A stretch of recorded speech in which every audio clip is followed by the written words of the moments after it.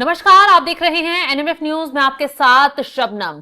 कांग्रेसी बिहार चुनाव में किसी तरह जीत मिल जाए राजनीति के सबसे निचले स्तर पर गिर गए हैं। तभी तो देखिए, राहुल गांधी की वोट अधिकार यात्रा चल रही है, जगह जगह उनके लिए मंच सजाया जा रहा है कांग्रेसियों के जरिए। लेकिन इस मंच पर मोदी और उनकी मां के खिलाफ जो जहर उगला गया, उसको लेकर पूरे देश का खून खौल गया, क्योंकि सीधे तौर पर प्रधानमंत्री मोदी का अपमान करते हुए कुछ कांग्रेसियों की तरफ से राहुल गांधी के लिए जो मंच सजाया गया था, सीधे सीधे गाली निकाली गई, नारेबाजी करते हुए गाली दी गई, जिससे न सिर्फ बीजेपी के नेता भड़क उठे हैं, बल्कि देश के तमाम लोग यही कह रहे हैं कि आखिर कांग्रेसी चाहते क्या है। इस तरीके की बयानबाजी कर अपना जो रवैया है वो दिखाकर क्या वो प्रधानमंत्री मोदी के खिलाफ नफरत बयां कर रहे हैं? क्या वो प्रधानमंत्री मोदी को गद्दी से हटाने के लिए किसी भी स्तर पर जा सकते हैं? अब फडणवीस इस मामले को लेकर मुख्यमंत्री महाराष्ट्र के बुरी तरह भड़क गए हैं। राहुल गांधी पर तंज कसा है, कांग्रेस को आईना दिखाया है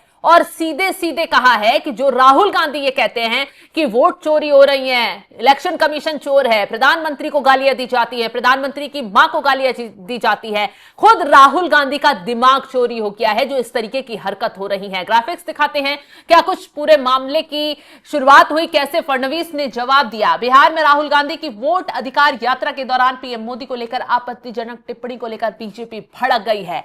राहुल गांधी के खिलाफ एक तरफ एफआईआर दर्ज करवाई गई है, वहीं महाराष्ट्र के मुख्यमंत्री देवेंद्र फडणवीस ने इस पर तीखी प्रतिक्रिया देते हुए राहुल गांधी पर कटाक्ष किया है।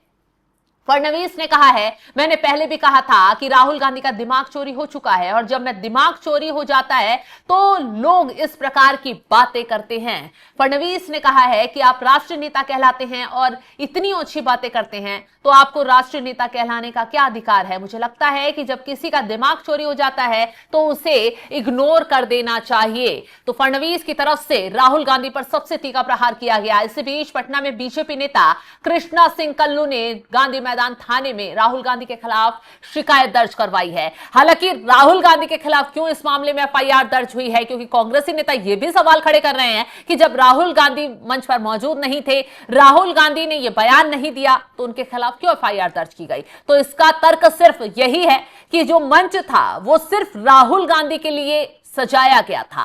वहां राहुल गांधी की वजह से ही उतनी भीड़ इकट्ठा हो रही थी कांग्रेसी नेताओं की, कांग्रेसी कार्यकर्ताओं की। वो इस कदर में जोश में आ गए राहुल गांधी की इस यात्रा को लेकर कि कुछ भी बोल गुजर गए। ना उन्होंने प्रधानमंत्री को समझा, ना उनके आदर को समझा, ना उनके सम्मान को समझा और छूटते ही माइक पकड़कर गाली देना शुरू कर दिया, जिसके जवाब में अब राहुल गांधी पर एफआईआर दर्ज हो गई है। उन नेताओं के खिलाफ एक्शन लिया जा रहा है जिन्होंने मंच पर चढ़कर इस तरीके की हरकत की है। ये वही मंच है जिसको लेकर बवाल छिड़ा हुआ है। फिलहाल फडणवीस इस मामले पर क्या कुछ कह रहे हैं वो आपको उन्हीं की जुबानी सुनवा देते हैं।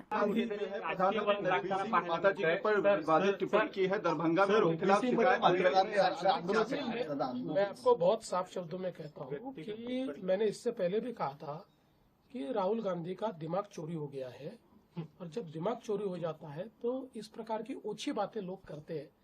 अब मुझे बताइए, आप राष्ट्रीय नेता कहलाते हो और इतनी ऊंची बात करते हो, आपको राष्ट्रीय नेता कहलाने का क्या अधिकार है?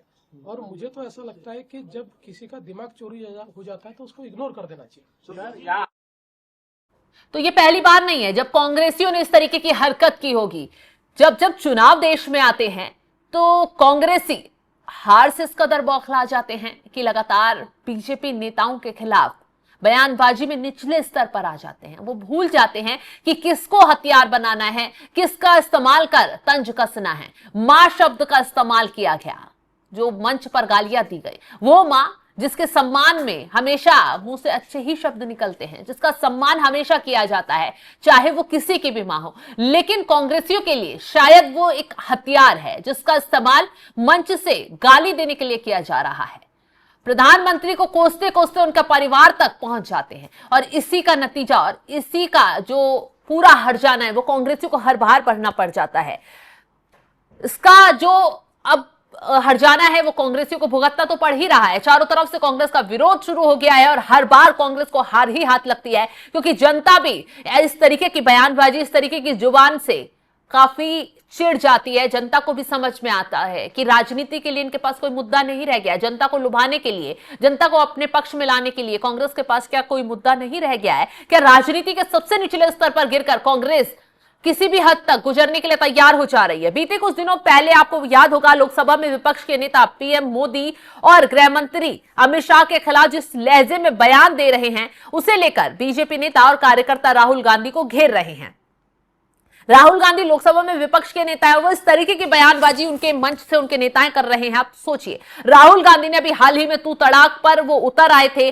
पार्टी के कार्यकर्ता पीएम मोदी को गालियां देने लगे, यानी कांग्रेस कार्यकर्ता अपने नेता से ही 4 हाथ आगे निकले हैं और प्रधानमंत्री को गालियां देने पर लगे हुए हैं। एक जिम्मेदार तरीके से राहुल गांधी अगर अपना मोर्चा संभालते तो शायद ये नौबत ना आती, क्योंकि कुछ दिन पहले उनका आपने एक बयान सुना होगा, प्रधानमंत्री मोदी को तू तड़ाक करते हुए नजर आए थे। तू कहकर बयानबाजी राहुल गांधी दे रहे थे, जिसकी काफी चर्चा हुई। सोशल मीडिया पर कमेंट किए गए, राहुल गांधी पर निशाना साधा गया, कहा गया कि राहुल गांधी जो लोगों को यात्रा निकाल रहे हैं, लोगों को साथ जोड़ने का काम कर रहे हैं, क्या इसी तरीके से, इस तरीके की बदजुबानी से लोग उनके साथ जुड़ेंगे कि प्रधानमंत्री को घेरने के चक्कर में वो किसी भी हद से गुजर जा रहे हैं? अब बिहार चुनाव है, बिहार चुनाव में जब से चुनावों का ऐलान होने की कवायद शुरू हुई है, तब से ही राहुल गांधी बिहार में जुटे हुए हैं। तेजस्वी यादव का हाथ पकड़कर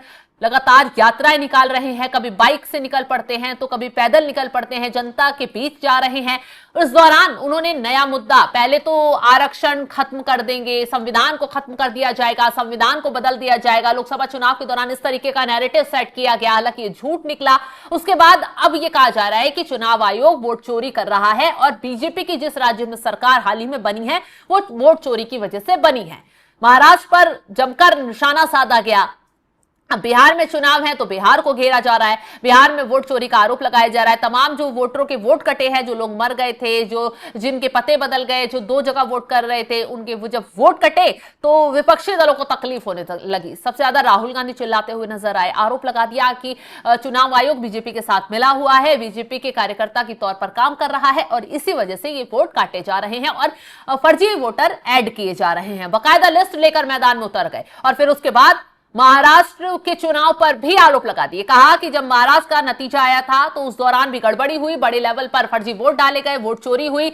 ऐसे में ये गलत तरीके से सरकार जीती है, सब बर्खास्त कर देना चाहिए। चुनाव आयोग तुरंत सामने आया, न सिर्फ फडणवीस की तरफ से जवाब दिया गया बल्कि चुनाव आयोग ने साफ साफ कह दिया कि अगर आपको आपत्ति थी, चुनाव नतीजे गलत लग रहे थे, तो उस वक्त आपने कोई आपत्ति दर्ज क्यों नहीं करवाई? क्यों इतने दिन बाद आपको ये वोट चोरी का मामला नजर आ रहा है? क्यों इतने दिन बाद लग रहा है कि सरकार गलत तरीके से जीती है? अब ऐसे में राहुल गांधी से हलफनामा मांगा गया, चुनाव आयोग ने जवाब मांगा तो विपक्षी दलों की सिट्टी पुट्टी गुल हो गई।